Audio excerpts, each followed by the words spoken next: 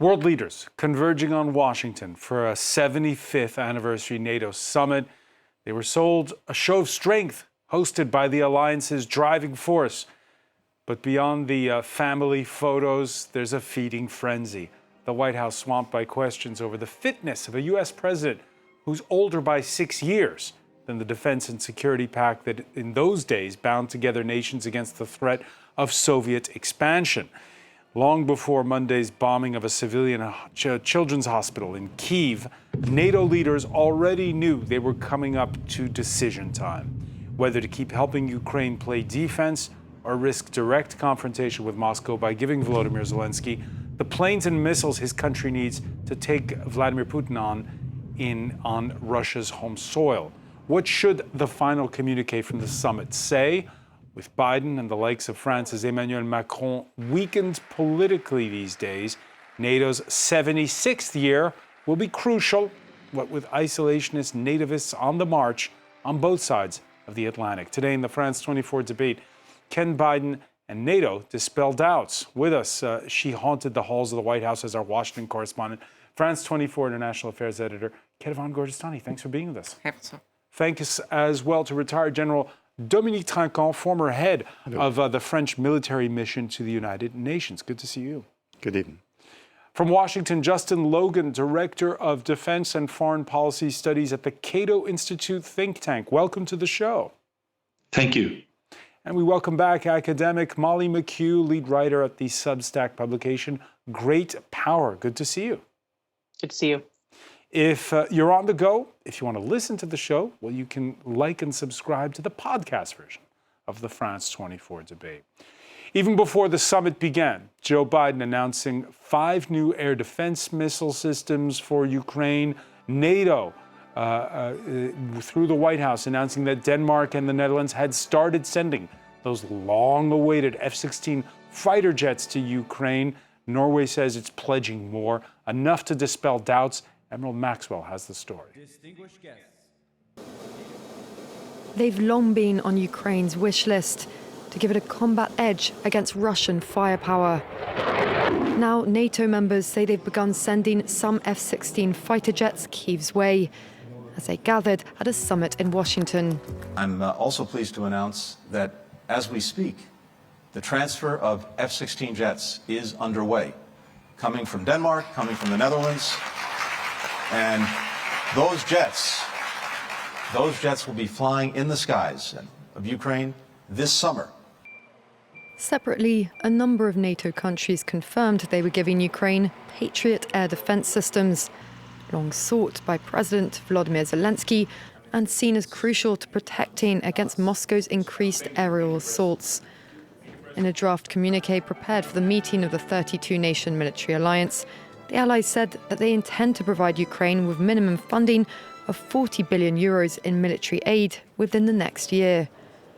The final declaration, which still has to be formally approved, also referred to Ukraine being on an irreversible path to NATO membership. Words such as irreversible and bridge will be found in the summit declaration. Why is this important? Because the only thing that Putin and Russia understands is power. And Putin and Russia need to understand that what they expected to do, the exact reverse happened. The US and other member nations have made clear, though, that Ukraine will only be allowed to join the military alliance after its war with Russia ends. Dominique Trinquant, I don't know how many times over the past years we've talked about F-16s. Now that the announcements come, your reaction? I think it's happened. We're discussing that for 2 years now, roughly. What is interesting is that the announcement is made by US, but in fact they are provided by European country. And this is carefully orchestrated, right? Yes, of course. But why? Because to provide this F-16 to Ukraine, this country will buy F-35, which is a good deal for US industry. Probably the US have several F-16 to provide directly. They didn't did it. So I think that at the same time, it's a very good news for Ukraine. No discussion about that. But at the same time, we see behind that the the different discussion inside NATO, in fact. Is it window dressing, or will these planes make a difference? No, make a difference, I don't know, but be very useful, certainly, for several reasons. The first thing is air defense. They will be able to shoot down Russian aircraft who will bomb in Ukraine, so they will be able to do that. There was several words given by the defense minister who say that, you know, the Americans were not happy about sending long-range weapons in Russia, but air defense was another subject. So I think that they will use the F-16 to shoot down the Russian aircraft and stop bombing in Ukraine. But also, when there will be an offensive, the Ukrainian can use them also to strike the Russian forces. So you're not saying if, but when? Sorry? You're not saying if, but when the Ukrainians launch an offensive? When? I don't know. I don't see that this year. I will see that in a year time, not now. Justin Logan, you share this as a piece of good news, the fact that Ukraine is getting these F-16s? Certainly, it's good news for the Ukrainians. I think there has been a tendency to look for a military silver bullet to a conflict that is really relying on attritional warfare. This is the Russian playbook. We've seen it over and over again. It's throw ordnance at a problem until it goes away. Sometimes it takes a long time. Sometimes it doesn't go away, but there's a tremendous amount of ruin and destruction between the beginning and the end of the conflict. The Ukrainians have obviously wanted F-16s. Now the F-16s are being delivered. I think there's a lot of reason to worry about the training, the pace of the training that has been escalated for Ukrainian pilots to fly F-16s. They're not the most advanced airplanes in the world, but they're quite complicated. And the US and other countries that have been training Ukrainian pilots have been doing it at a pace that is not common in the West. So there may be some wrinkles there, but certainly the Ukrainians will be pleased. But I worry that it's not going to be a silver bullet that's going to materially affect the conflict. You agree with that, Molly McHugh? I think sort of in the middle. The F-16s are really important. The Ukrainians need additional air defense capabilities, and especially right now, when we've been talking about Kharkiv recently, the majority of the ordnance being dropped there was glide bombs, and having jets that just push back the ability of the Russians to fly in Ukrainian airspace as freely as they have been can save civilian lives in significant numbers. And I think that's something we always need to be looking at in terms of changing the pace of the conflict. I think what we're seeing from NATO this summer, the jets finally coming, more air defense systems finally being pledged. These are things that should have happened 2 years ago. So it's good to see that they are finally arriving. And I think that it will, in fact, materially change the tempo of the conflict in Ukraine this summer. Yeah, I want to talk more in detail about what's going on in Ukraine and what's going to be in the final communique coming out of this NATO summit, which, according to our correspondent, is not yet, the ink is not yet dry on it. They haven't yet come up with the exact formulation they want. But there's the other issue, which is the hosts. Daily White House briefings have proved a bruising exercise of late. Here's just a snippet from an exchange in Tuesday's briefing. It's between a Fox News reporter and the White House press secretary. Well, he also said he's sharpest before 8 p.m. So, say that the Pentagon at some point picks up an incoming nuke. It's 11 p.m. Who do you call? The First Lady? He has a team that lets him know of any news that is pertinent and important to the American people. He has someone, or that is decided obviously with his National Security Council, on who gets to tell him that news. You see her face. This doesn't come in a vacuum. This has been all week, Kate Von Gorgeous. This has been all week. It has been a pretty tough week for Karine Jean-Pierre at the podium. Because of course, that catastrophic debate performance for Joe Biden. Then there was that report by the New York Times about this neurologist specialized in Parkinson's disease who made these trips to the White House. There were questions about whether he was seeing the president, why he was there, why they were not giving that information to the White House. That was cleared up a little bit later on. But she's been facing all of those questions about Joe Biden's performance, his fitness, when he goes to bed, when he gets up, who talks to him, when does he plan his events, do they change his schedule according to when he gets tired. I mean, it's been pretty much relentless, but it has to be said that there is part of it, which is just the press corps asking questions about the fitness of the U.S. president, which is absolutely normal. And there is increasing, and we've seen it over time, there is also a little bit of frustration from the press corps as to how the White House press shop is actually handling the communication around that topic. It took a while for them to hold a press briefing after the debate. There are certain things that Karine Jean-Pierre, for example, says, we're not going to give you that name, we're not going to give you that name. And then 5 hours later, you get a letter from the doctor saying, yes, that was, this person was there. So there's this impression that they're trying to hide something, even if it's not true. It's just the way it is handled has also fed the pointed questions of the reporters and the fact that they're not letting go of that topic. So what's conventional thinking, General Trinquant, in French military circles when they see what's going on in the U.S.? Okay, this is all part of the second guessing. It's part of a campaign, but it's better to have, this is just infotainment, or is there real worry? No, there is really there are questions. I mean, this summit of NATO, and the leader of NATO is the US, and the leader of US is the president.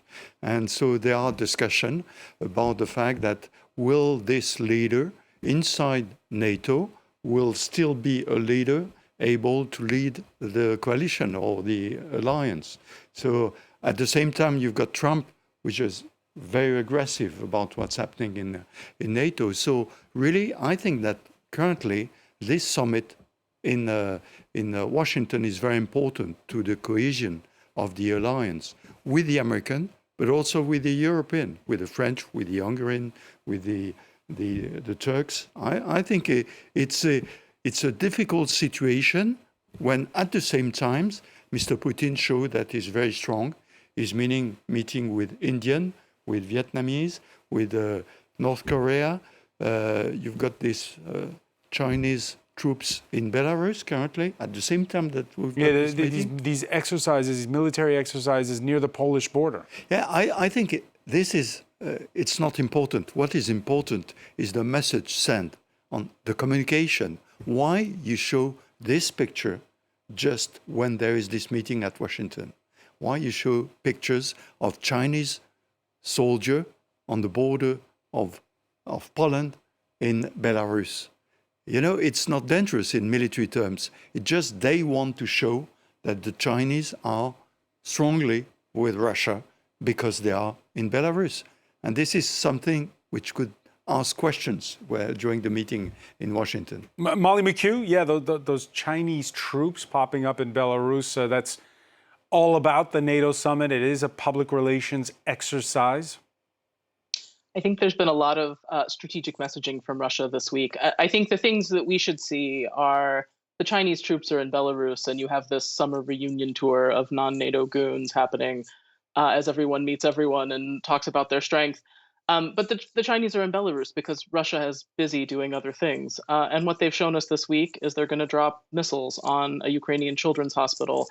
And what that should do is motivate all of us to reinvest in the alliance, to commit new resources to our defense, to sort of refocus the core of NATO's mission in Europe where it should be, and then to engage in partnerships that will help us be better at projecting power into Asia as well. We have a lot of priorities on the agenda, and yes, everybody seems to be flirting with some sort of isolationism at the moment. But what our adversaries keep reminding us is we don't really have the luxury of living in our little apocalypse bunkers and hoping the problem goes away. We are at a point of confrontation between systems of freedom and not freedom. And it's really just that simple. And that war right now is in Ukraine. It will not stay in Ukraine if we do not win it there. Justin Logan, you agree? No, I think it's quite dangerous, excuse me, to frame this conflict in these kinds of ideological terms. And I think by and large, the European states reflect that geography is a better explainer of this conflict than is ideology. So if you look at the countries that are the most exercised about this conflict, understandably, it's the Poles, the Baltic states, because they're closest to the action, right? It's always been the case in NATO that the frontline state wants to move the front line away from them, beyond them, if at all possible. And if you look at countries much further west that face much less of a threat geographically from the Russian military, like Spain or Italy, for example, they're much less concerned about it. They're spending less as a percentage of their GDP on defense for the simple fact that the Russian military can't get to them. And then if you go to Nebraska in the United States or Minnesota or somewhere and ask people, how threatened do you feel by Russia? Understandably, by dint of geography, they feel much less threatened. So the Biden administration has said off and on that this is about the struggle between democracy and autocracy, sort of overlooking all the political pathologies that remain inside Ukraine. And then they've gone at other times to kind of military Keynesian arguments saying that this war is really good for business because we get to sell lots of weapons. So their messaging has kind of been all over the place. But I think that the least accurate description of what's going on here and what animated the conflict in the first place is high ideology. I think it's much more grubby and mundane than that. Grubby and mundane? I mean, Vladimir Putin spelled it out. He said he had a notion of a greater Russia, talking about reconstituting a past empire. I'm paraphrasing here, but that's not nothing. That's not anecdotal. So there's definitely ideology always and everywhere in politics. So it's not to say that one thing causes everything. But if you look at Set the Wayback Machine about how we got on this primrose path, in 2008, the Bush administration strong-armed its European allies to declare that Georgia and Ukraine would someday become members of NATO. Within months, Vladimir Putin invaded Georgia, and Georgia's been a basket case ever since then. In 2014, subsequently, he annexed Crimea. And then in 2022, as we well know, he invaded Ukraine. So I think he invaded the east of Ukraine in 2014. Yes, I said he annexed Crimea in 2014. No, also the Donbass. Sure. Well, the central result was the annexation of Crimea. But my point is that he's been quite clear about this even since before 2008. In 2007, at the Munich Security Conference, he famously had this outburst where he said, this is a huge provocation. So to wave all of this away and to settle on one deranged ideological speech that he gave before the invasion, I think is reductive in its own way. Molly McHugh? I think there's a lot of facts in that last statement that probably deserve countering on their own. But I mean, this is just, if you want to use the argument that it was us that provoked Putin and it would never have happened if not, it's just factually incorrect. I mean, Putin attacked Estonia in 2007, and this wasn't just a cyber attack. This was also kinetically planned intelligence operations inside the country. This is how he envisioned rebuilding, as he puts it, Russian greatness. They do not view themselves as a contained nation. They view themselves as an empire that needs to reestablish the empire. That is not the kind of world we live in, where you change borders, where we want to live in, where you change borders by force, where aggression can determine the fate of entire peoples, where the will of individuals voting in their own countries no longer matters because some guy over there is going to tell you something else. I mean, you want to talk about geography? All right, let's talk about Chinese troops in Belarus. That's not really the geography I think anybody wants to refer to right now. We're in an ideological struggle, whether we want to be or not. And we've done this before in history where we've decided it's not really our problem. And history shows up at our doorstep and brings us back into it. It is far better for us to understand what we are up against as allies with the needed strength of alliance with us and figure out a course for the future than to just wish that it goes away. Donald Trump, mentioned earlier by General Trinquant, he brought up NATO at a campaign rally Tuesday in Miami, Florida. Let's listen. And today he's with the people from NATO. And these people are sharp. I know them very well, every one of them. They're very smart. They're at the top of their game. And they're saying, what the hell is with this guy? We can't figure it out. So Trump taking aim at Joe Biden. At the same rally, he riffed on his claim that when he was the first U.S. president back in 2017 ever to demand that fellow NATO members pay their fair share for common defense. I didn't even know what the hell NATO was too much before, but it didn't take me long to figure it out, like about 2 minutes. And the first thing I figured out was they weren't paying. Yeah, Kedevan Gorgistani, the optics of the U.S. presidential race, you're saying that that's what's weighing on the minds of the foreign diplomats, foreign leaders that are attending this NATO summit. That's their number one concern. Yes, I was talking to a diplomatic source in Washington earlier today, and I asked him, I framed the picture as, what is the vibe in Washington among European diplomats? Emmanuel Macron is a little bit weakened, Olaf Scholz might be a little bit weakened, Joe Biden is weakened. And he sort of dismissed that, saying, that's a little bit overblown. Your view of it is a little bit overblown. What we are worried about is not necessarily, we're not focused necessarily on Joe Biden's fitness. It's more about the result of the election. And that was true before Joe Biden's performance at the debate. Whether or not Donald Trump is going to win the election in November is the top worry of Europeans and NATO allies as a whole. They're really looking at that because they're saying, yes, in public, you have these comments like Stoltenberg, who just said earlier today, I expect that the U.S. will remain a strong and staunch NATO ally, whatever the outcome of the U.S. presidential election. Is it wishful thinking? Is it a public messaging? In private, they are worried about what that means. And even Vladimir Zelensky, for example, said, I don't know what Donald Trump means for the future of NATO support to Ukraine. Maybe nothing will happen, but maybe it will. And this uncertainty is the problem because NATO is also the core of it is to know that NATO will be there.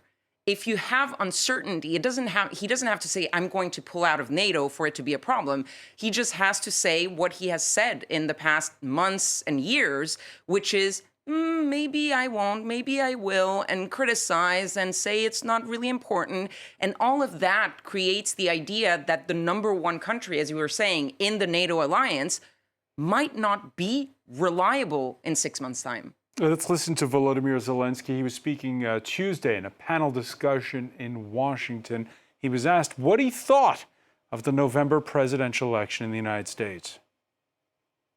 I hope that United States will never go out from the NATO. And I hope that if people of America will vote for President Trump, I hope that his policy with Ukraine will not change. Justin Logan, will the United States become unreliable to NATO partners should Donald Trump win? I think it's a little surreal to be talking about Europe in the year of our Lord 2024 in the context where European countries are helpless without the United States. We're in this state of sort of dyspepsia, thinking about the United States not being the guarantor of first resort of Europe's security. And I think that, Jens Stoltenberg has been at great pains to talk about the advantages. There have been news stories in Washington about the extent to which he's selling the alliance to Americans. And he does these sleight of hand tricks by saying the United States represents 25% of world GDP, but with its NATO allies, it represents 50% of world military spending. Well, that's true, but it's also true that on its own, the United States represents about 40% of world military spending. So I think there's a lot of reasons for Americans to think that the current configuration of effort inside NATO is a bad deal for American taxpayers at a time that we're $35 trillion in debt, running $1.5 trillion a year budget deficits, with really red ink as far as the eye can see. And when it comes to Trump per se, I think there's an aphorism in Washington that personnel are policy. So Trump talked a big game during his first term, but didn't do much. I mean, he talked about at the very end of his administration, taking 12,000 troops out of Germany and sticking 5,000 of them into Poland. Whether or not they would be at a place called Fort Trump was sort of to be determined. But I think if you saw certain individuals going into certain positions, if I were Europe, I would be really worried. Whereas in the first term, I think his staff really ran the policy by and large. So Trump 2 will be different from Trump 1 if he's elected. Well, it could be. I mean, no one knows who's going to take positions, national security advisor, State Department, et cetera. So I think if it were he to win, which is very much an open question, the first thing that I would start looking at is who got high-ranking political appointments at these things. And that would start to clarify whether the second Trump term notionally would look more like the first Trump term or more like the sort of European nightmare version where there are real serious changes to the U.S. presence in Europe. All right, all scenarios are possible. Dominique Trinquant, remember, let's talk a minute about the French elections. We have a budget deficit too, by the way. But we have this 7-year plan to boost military spending. We heard Keir Starmer over in the UK announce that he's pledging his commitment to 2.5% of GDP for spending for the UK, that there will be continuity from his conservative predecessors. Macron had talked up this embryo of an idea of a common European defense, not always just relying on NATO. After the election results of last Sunday, is that dead in the water? No, I don't think so. I think since we've got the war in Ukraine, all European countries just wake up. And what Donald Trump was asking, the 2% GDP, is now reached by all European countries. So there is a movement. The point is the question mark about what Donald Trump will do if he's president. That's a big problem. I mean, in strategy, you can't rely on a question mark like that. You need to have, security. And that's why I'm very often saying that European countries are increasing their budget and increasing their capacity in defense system inside NATO. But this by itself reinforce the European capacity to defend themselves. And they must think not to rely every 4 years about the election in US. I mean, the safety of Europe can't rely on election in US. They must rely on election in Europe and the capacity of the European of defending themselves. They forgot that for 30 years. Now, because there is war, they need to prepare themselves to defend Europe. Let's cross back to, on that point, what's at stake with the current war in Ukraine, what we were talking about at the outset. For the Center for European Policy Analysis, former U.S. NATO ambassador Kurt Volker penned a paper called NATO at 75, Whistling Past the Graveyard. In it, he writes that he warns that the final communique for this NATO summit won't go beyond the standard formulas on Ukraine. And he says this low bar was set and rigorously enforced by the United States and Germany, despite pleas for a more robust posture by several NATO allies. Washington and Berlin have made it clear that the key goal is not to provoke Putin and to avoid escalation. His defeat is still not the objective. You agree with that, Dominique Trinquant, that No. NATO's playing defense, or have times changed? And I mean, we have a difficulty because, as you know, the alliance NATO is there to defend NATO country, and Ukraine is not a NATO country. So you need to stick to that, because if you don't stick to that, Putin is right. It's NATO which is threaten Russia. So you need, by NATO means, to be very strict to the fact that the alliance is a defensive alliance. Then you've got the country who are making NATO, and they can have agreement with Ukraine, and this is something else. And Poland this week saying it could shoot down missiles from its territory. Yes, it's fine. It's fine. It's just defensive of the defense of. It's a bilateral deal of Poland. Yeah, I mean, there is no question about that. But for example, in military terms, EU has provided the same amount of money as US, but not in military terms, in payment to Ukraine. Ukraine can live with European money, but can't defend itself with European money. They need the US money because it's the huge provider of military weapons in the world, and even in Europe. I mean, currently the European countries are equipped 60%, 70% by American weapon system. So this is the reality. US is providing weapon system to Ukraine. Europe is providing money for Ukraine to survive. Molly McHugh, do you agree with Kurt Volker that the US and Germany are too defensive? I guess he's referring there to Taurus missiles. It's probably a reference to a number of different issues, but it is true, at least as far as all of us know on the outside of the inside discussions, that the U.S. and Germany, that Biden and Scholz in particular, agree on a particular formula of how to approach the question of Russia and escalation against Russia. Many allies do not agree with that calculus, with the idea of how best to counter Russia. I think it's one of the biggest quiet divisions within the alliance that you see playing out in a variety of venues, including the debates about what the final language of the communique should be. But it is just a communique. And I think the overall tone that the Biden administration wanted to come out of the summit was one of a celebration of NATO's history. We are stronger and more unified than ever. But there is a real absence of planning for the future of the alliance that I think was a missed opportunity, particularly looking at NATO's posture toward Russia, toward what we are doing to support Ukraine, and toward what we want the outcome of that support to be. So what should it be? I'll put the question to Ketevan in a moment to what's actually right now they're being talked about. But Molly, should NATO state black on white that yes, Ukraine should join? I mean, we did that in 2008. That was the 2008 communique statement that Georgia and Ukraine will be members of NATO. So I don't care if you put irreversible in there or not this year as like a gimme to Ukraine. It's not changing the situation right now, which is they are outside of the Article 5 security guarantees that would have prevented this kind of war from happening because Russia does not want to take on NATO directly right now.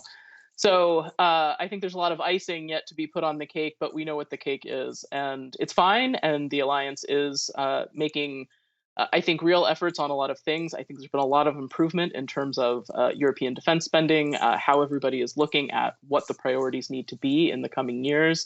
The understanding that the United States can't carry as much of the ball all the time, I think, is a good point and a real one.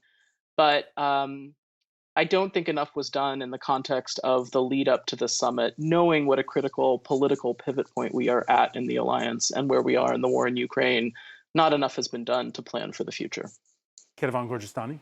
I think that in the negotiations, obviously, the Ukrainians want more. They always want more. And all of the leaders agree and acknowledge that it's normal that they want more. But at the same time, it's very complicated given how Article 5 works. Just a reminder of viewers, what is Article 5? Article 5 is this one, an attack on one is an attack on all. And therefore, you go and defend your fellow allies in the NATO bloc. And so bringing in, whether you're talking about Ukraine or any other country, bringing in a country that is at war is just pretty much impossible if you're talking about right now, which is why the messaging, and yes, maybe irreversible is just a word, but it is, the messaging is, it's not if, it is when. That is the core of the messaging from NATO allies, which is that when the conditions are met, i.e. the big condition is that there is peace in Ukraine, then they will come into NATO. And I think that it was the leader of Lithuania earlier today who summed it up pretty well and showed this sort of disagreement between the Eastern Bloc and the Western Bloc of NATO, said maybe the wording of this final draft will not be with enough determination. Maybe some people are going to say that they're not strong enough signals being sent to Ukraine, to Russia. But he said that this is a work of consensus, and we should praise the fact that we have such a strong consensus on what we have actually agreed on. And I think that shows also the fact that even though there are disagreements on how to go forward and what wording to put in that final communique, there is agreement in the direction in which they're going. And even the Eastern European countries acknowledge that and are happy with at least what they're getting. Of course, there's one fly in the ointment if you want consensus, and that is Hungary's leader, Viktor Orban, who has been to Russia, to Azerbaijan, and to China in the last days. Yes, and he is one of the issues that the NATO allies are looking at, and that same diplomatic source was saying... Can he just be ignored? He cannot just be ignored, but the question is how much of it is just speech, and in the end, is he going to block it? But the foreign minister of Hungary in Washington was singing the praises of a potential new Donald Trump presidency, which is something that we haven't heard from any other NATO ally, saying that it is a chance for peace if Donald Trump returns, and only President Trump is likely to be able to bring Russia and Ukraine to the negotiating table. The fact is that he's not the only one. Hungary and Viktor Orban is not the only sort of thorn in NATO's side. There's also Turkey's Recep Tayyip Erdogan that is not always in line with everybody else. And the fact that they are close to getting that final communique, if they agree on that wording, also shows that they managed to get that wording out, even with countries like Hungary and Turkey inside that alliance. Not enough, Molly McHugh was said, General Trinquant, was done to reflect on what direction next for NATO. You agree with that? I think, in fact, NATO, we are going back 30 years ago, yes, 40 years ago, when I was facing in Germany, I was facing the Soviet. Was this West Germany or East Germany? At that time, I was in West Germany, but I was facing East Germany. And so we are exactly going back to that time. I mean, we thought that this was impossible in Europe. Mr. Putin action shows that it was possible. And so NATO now is reorganizing the old system. We're not talking about that because we're talking about politics. But in military terms, NATO is completely reorganizing the system to be able to face an attack on NATO soil. Let me ask you about this because, you know, again, Article 5, an attack against one is an attack against all. It's now become a club of 32 nations. I believe this is the first NATO summit where Sweden is a full-fledged member. Here you see the two newest members, Swedish Prime Minister Ulf Kristersson and Finnish President Alexander Stubb. They flew in together to Washington. Does it matter, that enlargement? Oh yes, very much, because Sweden has a very long border with Russia, going far north of Russia, and so the extent of the border between NATO country and Russia has increased, in fact, and that's because Mr. Putin decided to attack Ukraine.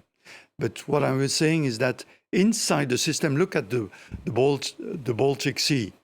The Baltic Sea is roughly a NATO sea now.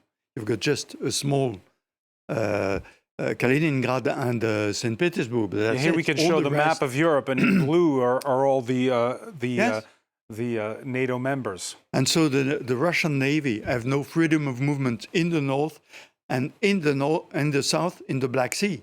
The only freedom of movement is, in fact, on the Asian side, or in the north when it's not winter. So they are in a bigger difficulty, and that goes by the action of Mr. Putin. Justin Logan, you agree? Well, I mean, that map certainly makes it clear the extent to which NATO has expanded beyond its original 12 members and crept ever closer to the Russian border. On the question of the irreversible path to Ukrainian NATO membership, I think we're missing one point that's important and a bit surreal here. In an interview with Time magazine last month, the president of the United States said that he opposes the, quote, NATOization of Ukraine, which is a weird formulation from the president. But he's made very clear that he doesn't view the United States as having interests in Ukraine that warrant fighting Russia over. Donald Trump, the Republican candidate for the presidency of the United States, has said the same thing, that U.S. troops would never fight Russia in Ukraine. So were we to make an Article 5 commitment to Ukraine, it seems to me that it would be inherently incredible. That is to say that both presidential candidates have said they don't think we have an interest there worth fighting over. And in the event of the Russian invasion, which happened 2 years ago, we revealed our preferences, that we in fact would not fight on behalf of Ukraine were it to be invaded. So I think we're really playing with something dangerous here if we create the idea that an Article 5 commitment may mean that we'll send some lawyers, guns, and money. But the panel agrees that that's not in the cards right now. The Article 5. In fact, that it's being kicked down, the can's been kicked down the road with this sometime in the future.